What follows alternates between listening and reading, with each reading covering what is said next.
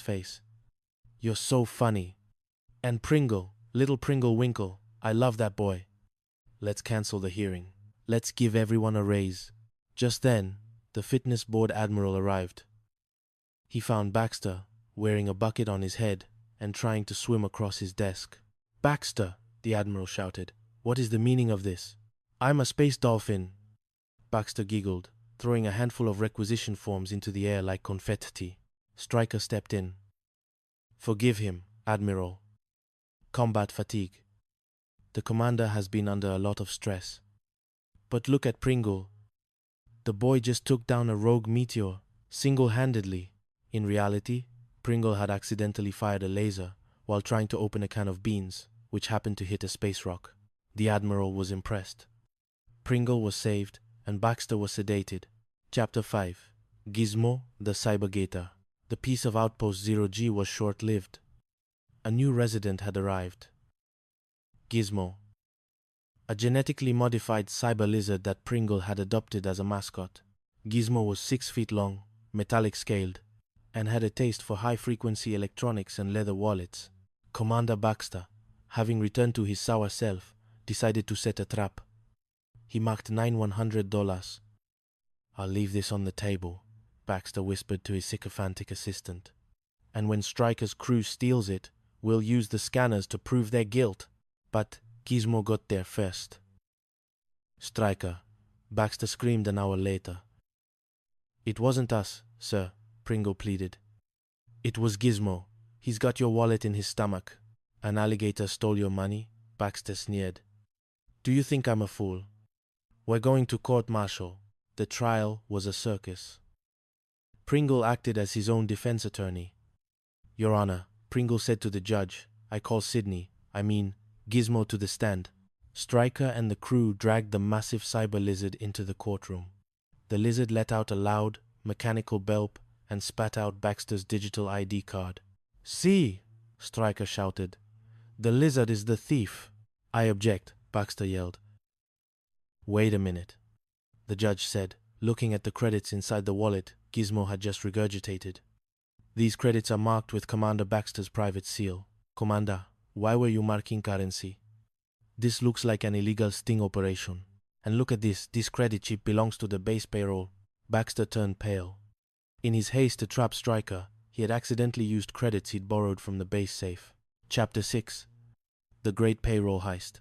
The final straw came when the actual $62,000 credit payroll for the entire quadrant went missing. Pringle had been transporting it through the red light district of the outpost when he was distracted by a beautiful woman with a heart-shaped birthmark on her ankle. "She hit me with a Vulcan nerve pinch." "Skip!" Pringle cried. Baxter was triumphant. "This is it, Stryker. Grand larceny. You and your pirates are going to the spice mines for sure." Stryker and his crew went on a desperate hunt through the outpost's seedy underbelly.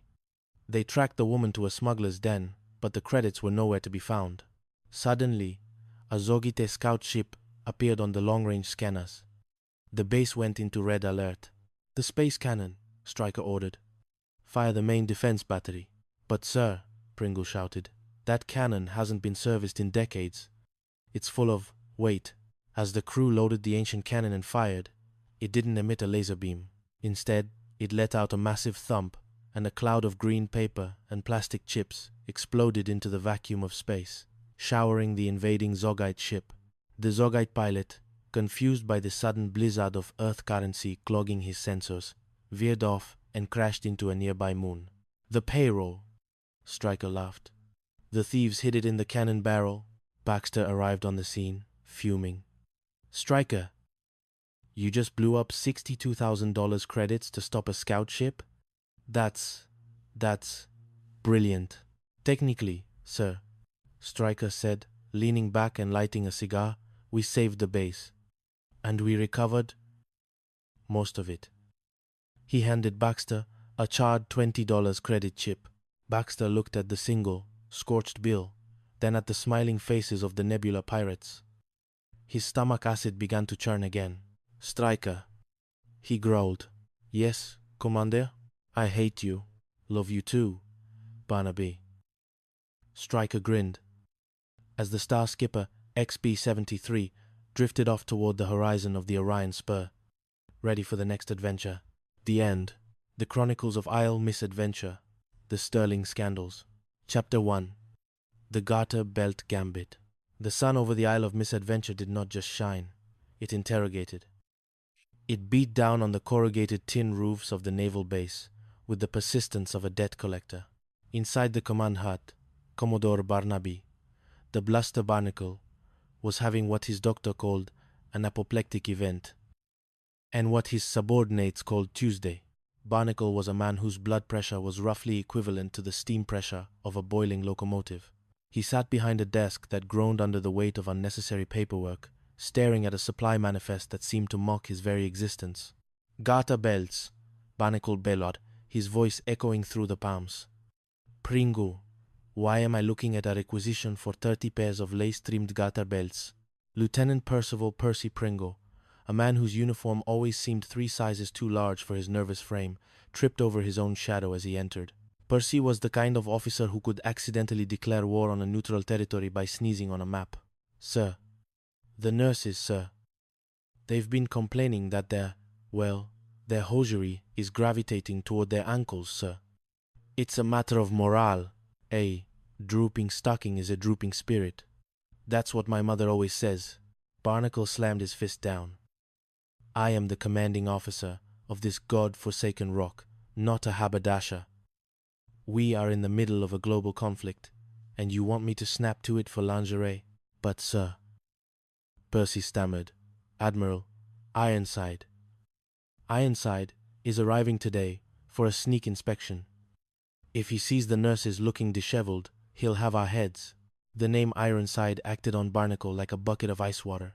His face turned a shade of purple usually reserved for expensive eggplants.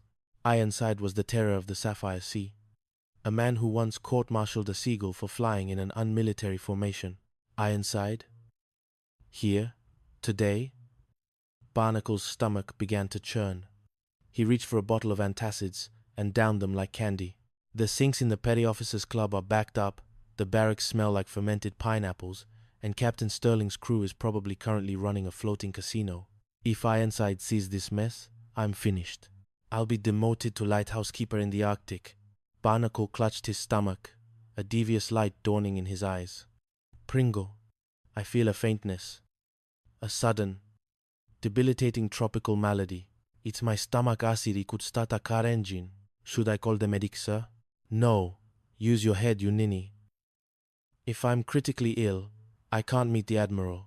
I'll appoint an acting base commander to take the heat. Someone who is already a disaster. Someone Ironside will blame for everything. Not Captain Sterling? Percy whispered in horror. Exactly. Barnacle grinned, despite his agony. Maverick Sterling and his band of cutthroats. They'll run wild, destroy the base's reputation in front of the Admiral, and I'll recover just in time to heroically fire them all. It's brilliant. Pringle, fetch Sterling. And tell him I'm at death's door. Chapter 2. The Pirate King of Port Pandemonium. Captain Maverick Skip Sterling sat on the deck of the SS Chaos, a patrol boat that was held together by luck, spit, and several layers of unauthorized paint. He was currently overseeing a very important tactical drill, which involved his crew trying to see who could spit a watermelon seed the furthest into the lagoon. Sterling was a man of effortless charm and questionable ethics. He treated the naval regulations like a list of polite suggestions that he had unfortunately lost in the mail. Skip! Skip! Percy yelled, running down the pier and nearly falling into the water.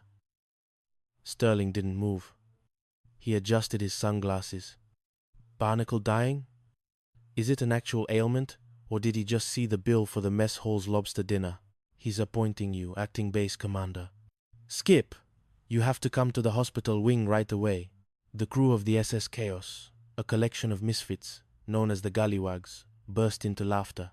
There was Grogomiller, the master of the Liga Steel, Flash Gordon, who could talk a bird out of its feathers, and Tinker Bell, the mechanic who could fix a diesel engine with a rubber band. Acting commander? Groggy grinned. Does that mean we get the keys to the liquor locker? It means, Sterling said, standing